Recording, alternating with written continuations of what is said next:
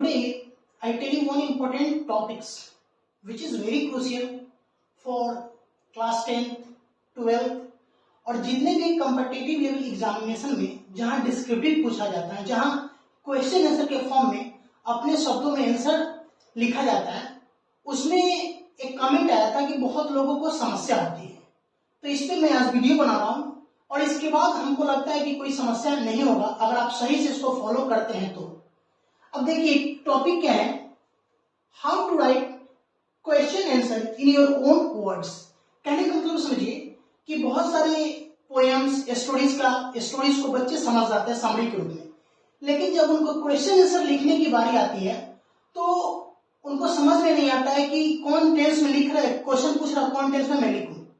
इससे क्या होता है कि वह जानते हुए मार्क्स नहीं ला पाते।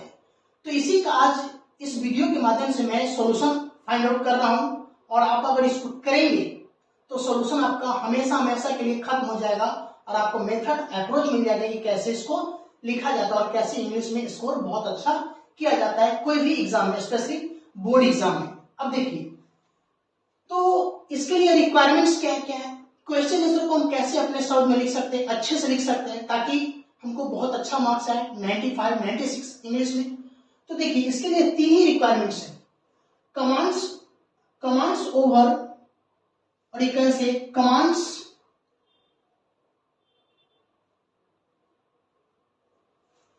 Commands over this topics. तीन टॉपिक्स पे हमको क्या करना है, कमांड करना है। पहला टेंसेस, सेकेंड वॉइस और थर्ड नरेशन। कमांड का मतलब क्या, अच्छी तरह से हमको इसका नॉलेज होना चाहिए तीनों टॉपिक का। अब कैसे एक टॉपिक को हम इंप्लीमेंट करते हैं क्वेश्चन आंसर में, थोड़ा क्वेश्चन के माध्यम से देखिए।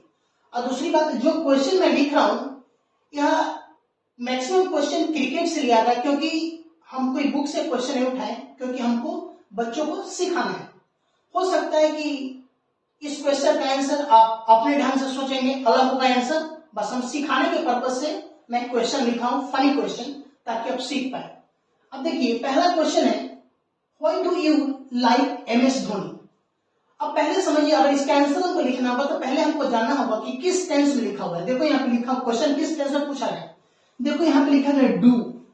अब बताओ डू डज हम किस टेंस में प्रयोग करते हैं, आपको पता है कि सिंपल प्रेजेंट में प्रयोग करते हैं। तो इसका जो आंसर होना चाहिए, इसका जो फर्स्ट क्वेश्चन जो होना चाहिए उसका आंसर होना चाहिए प्रेजेंट फॉर्म में। हो सकता है मैक्सिमम आंसर आप जो इसका लिखेंगे प्रेजेंट सिंपल में लिखेंगे, लेकिन प्रेजेंट कंटिन्यूअस में भी जा सकता है तो कोई दिक्कत नहीं, क्योंकि प्रेजेंट में ही लिखा हुआ है। तो क्वेश्चन है, why do you like MS Dhoni, आप MS धोनी को क्यों पसंद करते हैं। तो बहुत लोग अलग अलग अपना विचार देंगे, अपना थॉट देंगे, लेकिन हम सिखाने के लिए आपको यहाँ पे क्वेश्चन लिखे। अब बताइए जैसे आप लिखा है डू, तो आपको पता होना चाहिए कि यह जो क्वेश्चन पूछा है प्रेजेंट सिंपल में पूछा है, तो हमारा आंसर होना चाहिए प्रेजेंट सिंपल में। और एकदम दिमाग में रख लीजिए कि हमको आंसर इसका प्रेजेंट सिंपल में लिखना है, इसके अलावा कोई दूसरा टेंस में हमको नहीं लिखना है। अब देखिए इसके आंसर कैसे लिखते हैं। अब देखिए यहाँ पे अब आई का मतलब मैं सब्जेक्ट हूं, क्योंकि मैं पसंद कर रहा हूं तो हमने लिखा आई। अब यहाँ पे लाइक लिखे, लाइक्स नहीं लिखे हैं, क्यों, क्योंकि सब्जेक्ट क्या है आई, सब्जेक्ट क्या है प्लूरल है, तब भी हमको क्या चाहिए प्लूरल, तो लिखे आई like MS Dhoni because under his किसको बता रहा है, MS धोनी को बता रहा है, under his captaincy India wins. अब देखिए यहाँ पे प्रेजेंट की बात कर रहा है, यहाँ पे इंडिया सिंगुलर सब्जेक्ट है, इसीलिए हम वर्ब लिखे क्या चीज सिंगुलर। यहाँ पे कोई अगर विन अगर लिखता तो गलत हो जाता है, क्यों, क्योंकि सब्जेक्ट क्या है सिंगुलर, तो वर्ब इनको सिंगुलर चाहिए, इसीलिए हम लिखे क्या विंस। अब यहाँ पे देखिए प्रेजेंट में लिख रहा है, यहाँ भी प्रेजेंट में लिखा हुआ है India, yes I like MS Dhoni because under his captaincy India wins all the ICC trophies. जितने भी ICC ट्रॉफीज हैं सब उनके कप्तानी में इंडिया जीता है। अब देखो यहाँ पे ट्रॉफी क्यों नहीं लिखे, ट्रॉफीज क्यों लिखे, क्योंकि बहुत सारे ऑल ट्रॉफीज की बात किया जा रहा है, इसलिए हम क्या लिख रहे हैं ICC ट्रॉफीज। बिसाइड इसके अलावा he helps all the players in bad times, और इसके अलावा वह सभी प्लेयर्स का मदद करते हैं बुरे वक्त में। अब बताइए यहाँ पे देखो, यहाँ पे ही है तो ही किसको बताता है, महेंद्र सिंह धोनी को बताता है, तो इसीलिए हमने लिखा हेल्प्स। तो देखो जो आंसर मैंने लिखा है यहाँ पे कहीं भी आप देखेंगे पास्ट का वर्ब यूज नहीं किया गया। देखिए यहाँ पे लाइक प्रेजेंट है, यहाँ भी देखिए विंस प्रेजेंट है, और यहाँ भी देखिए हेल्प्स प्रेजेंट है। क्यों? क्योंकि सब देखिए यहाँ पे सब्जेक्ट क्या है? ही, इसका मतलब धोनी, तो हेल्प्स। इंडिया, तो इसलिए सिंगुलर शब्द का वर्ब क्या है? सिंगुलर, तो इसलिए विंस। अब देखिए आई कैसा सब्जेक्ट है? प्लूरल सब्जेक्ट है, तो वर्ब क्या लेगा? क्या लगा? प्लूरल। तो इसका मतलब समझिए, मेरे कहने के क्वेश्चन के माध्यम से यही समझाना चाहते हैं कि कोई भी अगर क्वेश्चन आंसर आपका अगर एग्जाम में आता है, कोई भी एग्जाम में, तो first your duty is to identify the tense, किस टेंस में लिखा गया, और जिस टेंस में लिखा गया उसी टेंस में आपको रहना है और उसी टेंस में क्या करना है? आंसर देना है। जैसे क्वेश्चन है कि सर यह जो डू है तो यह तो सिंपल प्रेजेंट में है, तो आप अगर प्रेजेंट कंटिन्यूअस में सोच रहे हैं तो कोई दिक्कत नहीं, आप प्रेजेंट कंटिन्यूअस में भी लिख सकते हैं, लेकिन कोशिश कीजिए कि मैक्सिमम आंसर आप दीजिए प्रेजेंट सिंपल में, क्योंकि प्रेजेंट सिंपल में पूछा गया है। अब देखिए हम जो यहाँ आंसर दिए आपको प्रेजेंट सिंपल में दिए। अब सेकंड क्वेश्चन इसी प्रकार देखते हैं। देखिए सेकंड क्वेश्चन है, how does Ram make run continuously for the team. एक फनी क्वेश्चन हमने बनाया क्योंकि हमको सिखाना है बच्चों को कैसे लिखा जाता है। अब बताइए यहाँ पे डज है, डज किसमें? प्रेजेंट सिंपल में होता है, तो आंसर भी किसमें होना चाहिए? प्रेजेंट सिंपल में। एक आध दो अगर सेंटेंस आप लिख सकते हैं प्रेजेंट कंटिन्यूअस या प्रेजेंट परफेक्ट में तो कोई दिक्कत नहीं, लेकिन मैक्सिमम आपका जो आंसर होगा किसमें होगा? प्रेजेंट सिंपल में। अब देखिए यहाँ पे डज आ गया, और यहाँ पे कोई पूछेगा कि सर मेक्स क्यों नहीं हुआ? क्योंकि राम तो यहाँ पे क्या चीज? सिंगुलर सब्जेक्ट है, तो इसीलिए नहीं हुआ बाबू, क्योंकि देखो यहाँ पे डज, डज के बाद आप टेंस में पढ़े होंगे कि वर्ब का हम फर्स्ट फॉर्म यूज करते हैं। तो कहता है how does Ram make runs continuously for the team, माने कहने का मतलब कि राम कैसे लगातार रन बनाता है अपनी टीम के लिए। एक आप इसका आंसर बहुत स्टूडेंट अलग अलग तरीके से दे सकते हैं, फनी क्वेश्चन है। अब देखिए इसको हम सिखाना चाहते हैं कि कैसे लिखा जाता है। अब देखिए जैसे लिखे हैं राम, यहाँ पे सब्जेक्ट कैसा है? सिंगुलर, तो वर्ब क्या चाहिए? सिंगुलर चाहिए, तो यहाँ पे देखिए makes. Ram makes run continuously for his team by identifying his weak areas and try to find out the solutions। यहां पे लिख सकते हैं what solutions। अब इसका समझिए, जैसे यहां पे देखिए कोई अगर यहां पे मेक लिखता तो गलत होगा। क्यों? क्योंकि सब्जेक्ट क्या है? सिंगुलर, तो वर्ब क्या चाहिए? सिंगुलर, मेक्स होगा। दूसरी बात देखो यहाँ पे हिज, हिज यहाँ पे किसके लिए है? राम के लिए आ रहा है। अब देखो बाय आइडेंटिफाइंग, आइडेंटिफाई का मतलब जब अपने मिस्टेक को आप पहचानते हैं, और देखो हिज किसके लिए आ रहा है? फिर राम के लिए आ रहा है। Weak areas by and try to find out the solutions. कहने का मतलब समझिए, राम रन लगातार बनाता अपनी टीम के लिए, बाय आइडेंटिफाइंग अपने वीक एरिया, अपने जो कमजोर एरिया उसको क्या करता है? आइडेंटिफाई करता है, पहचानता है, और कोशिश करता है उसके जो वीक एरिया है उसको फाइंड आउट करने का, उसको हल निकालने की, कैसे उसको दूर किया जाए। तो देखिए जो हमने आंसर दिया है वो प्रेजेंट में पूछा है, सिंपल प्रेजेंट में पूछा है, तो आंसर भी हमने लिखा है क्या? सिंपल प्रेजेंट में। तो कोई भी अगर क्वेश्चन आपसे पूछा जाता है क्वेश्चन आंसर का, तो जिस टेंस में उसी टेंस में आप लिखने का प्रयास करें। और कैसे होगा? जो चीज में आप लोग इंटरेस्ट रखते हैं उसी से हम क्वेश्चन बनाए, ताकि हमको सिखाना है कि बच्चे कैसे लिख पाएंगे कोई भी क्वेश्चन आंसर। देखिए क्वेश्चन थर्ड क्या कहता है, और आंसर डिफरेंट हो सकता है क्योंकि फनी क्वेश्चन है, अलग अलग लोग अपने ढंग से सोचेंगे, तो ये मेरा थिंकिंग है। देखिए क्वेश्चन थर्ड क्या कहता है, why did Sourav Ganguly give more opportunities to the young players. इसका हिंदी हुआ कि सौरभ गांगुली जो यंग प्लेयर्स होते थे उसको बहुत ज्यादा मौका देते थे, बहुत ज्यादा अपॉर्चुनिटीज देते थे। तो पास्ट की बात कर रहा है। अब यहाँ पे देखिए डिड, डिड किसमें बात कर रहा है? डिड किस टेंस में आता है?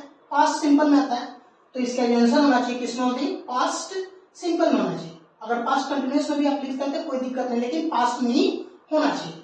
और कोशिश कीजिए कि मैक्सिमम जो आंसर आप लिखे किसमें लिखे? पास्ट सिंपल में। अब देखिए अब हमको समझ में आ गया कि पास्ट में आंसर लिखना है, तो कैसे स्टार्ट करते हैं? देखिए Saurabh Ganguly gave, not give, gave इसीलिए होगा क्योंकि पास्ट की बात कर रहा था, मैंने लिखा gave more opportunities to the young players because आप यहां ऐड कर सकते हैं because बिकॉज ही आइडेंटिफाइड।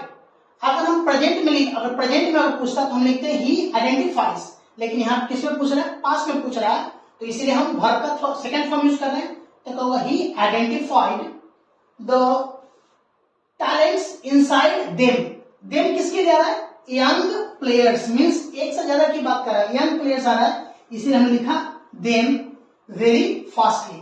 तो देखिए सिंपल प्रेजेंट में पूछा है, सॉरी सिंपल पास्ट में पूछा है, और मेरा आंसर भी देखिए किसमें है, सिंपल पास्ट में। कैसे पता चला, देखिए यहाँ पे गिव V2 फॉर्म यूज किया गया है, आइडेंटिफाइड V2 फॉर्म यूज किया गया है, और यहाँ पे देखिए यहाँ पे देम यूज किया गया, ना कि क्या हुआ सिंगल यूज किया गया, क्योंकि देखिए यंग प्लेयर्स एक से ज्यादा की बात कर रहे, इसीलिए क्या होगा देम। तो इस प्रकार से आप आंसर को लिखेंगे तो आपको मार्क्स बहुत अच्छा आएगा एग्जाम में। सिर्फ समझना कि किस टेंस में पूछा गया और किस टेंस में हमको लिखना है। बहुत सारे स्टूडेंट्स होते हैं कि दूसरे टेंस में मूव कर जाते हैं, जिसमें क्वेश्चन नहीं पूछा वो भी लिख देते हैं, जिसके कारण आंसर उनका गलत हो जाता है। अब देखिए एक और क्वेश्चन, ये भी बहुत इजी है। अब देखिए क्वेश्चन है, why had Rohit Sharma removed from the ODI captaincy.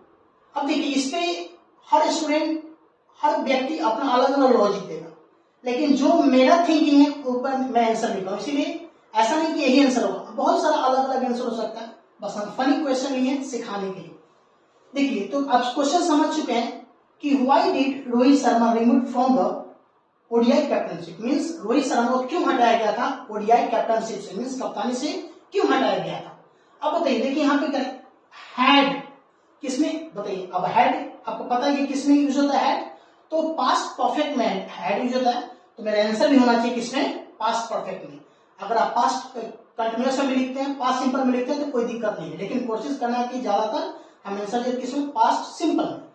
अब देखिए कहते हैं रोहित शर्मा हैड, पास्ट में, पास्ट परफेक्ट में है, रिमूव, इसके बाद थर्ड फॉर्म आ गया, remove from the ODI captaincy because his own performance was, देखिए यहां पे पास्ट की बात कर रहे हैं, was not good that time and India was losing series back to back. अब समझिए किसमें है, पास्ट परफेक्ट में क्वेश्चन पूछा गया और हमको आंसर देना है किसमें, पास्ट में। वह पास्ट सिंपल भी हो सकता है, पास्ट परफेक्ट भी हो सकता है, और पास्ट कंटिन्यूअस भी हो सकता है।